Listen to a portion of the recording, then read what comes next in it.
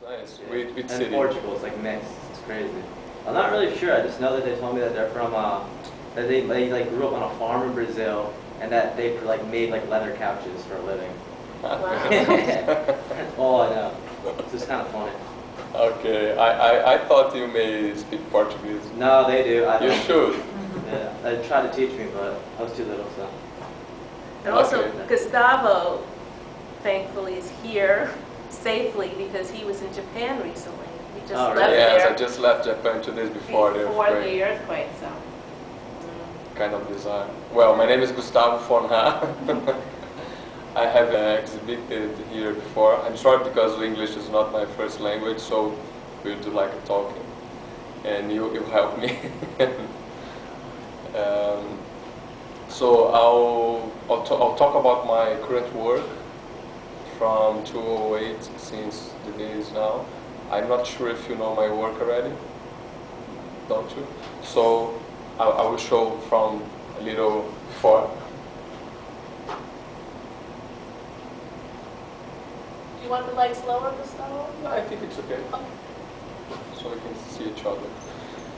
Well, I was always very impressed by the mirror subject and the mirror by itself as, how can I say, do you know Alice Through the Looking Glass by Lewis Carroll? Everybody does here.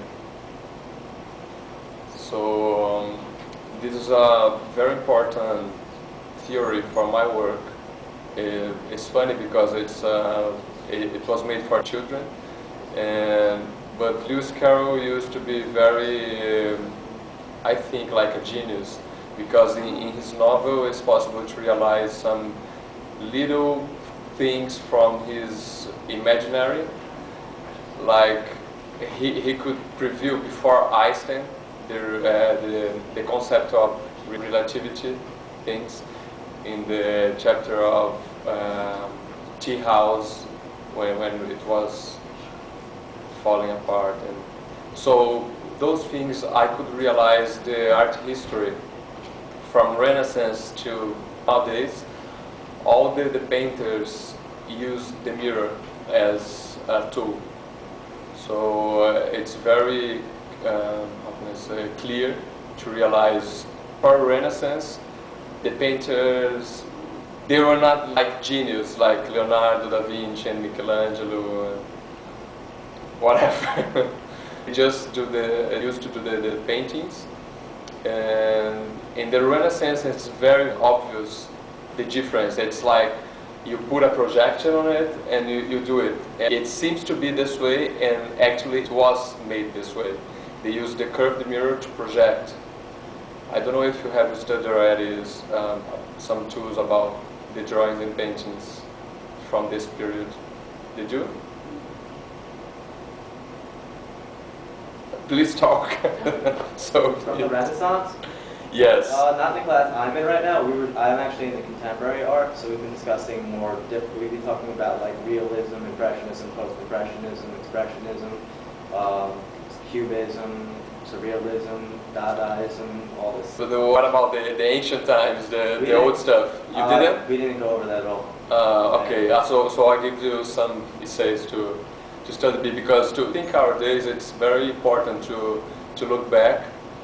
It's funny I'm talking about Renaissance and Baroque because it seems to be very, very far from us, but after that, the illusion they create of the perspective and the way they shape the drawing was really, really perfect.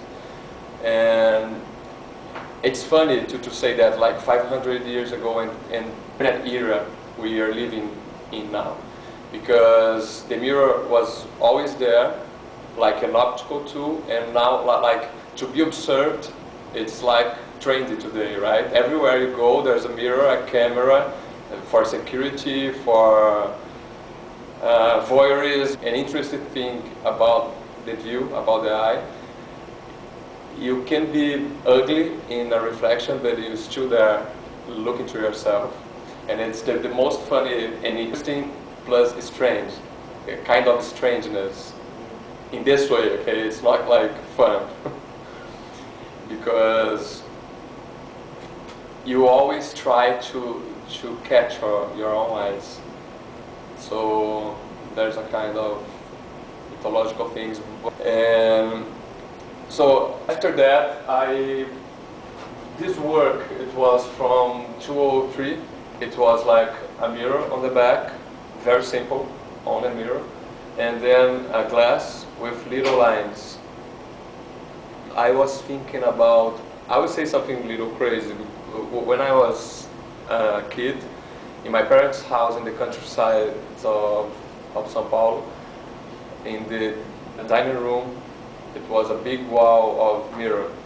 And I remember like yesterday, I jumped I was trying to look to the other side, like, what the hell is the other side? Is this like real? How it works? And it's interesting because in Alice Through the Looking Glass, the first chapter is the same scene. When I read, I was a grown guy already. Little lines, they were like, they create another layer, it's illusion. So you have only a little line, so it makes free for, because the glass will reflect the mirror reflects the glass, so it's like a never-ending little lines. And these little lines will be like crossing the mirror, because illusion of the reflection, it was a kind of a crossing already. I always thought about the cross to realize this, to try to discover the way it could be in science. Well, let me show the other, because I have too many minutes here. So everybody know this painting? Do you? Not familiar with it now. Okay, Yeah. because you do contemporary art, so. Okay. Velázquez, many of his work, the mirror were really important. I'm showing this old stuff. What I do is contemporary art as well, but it's important.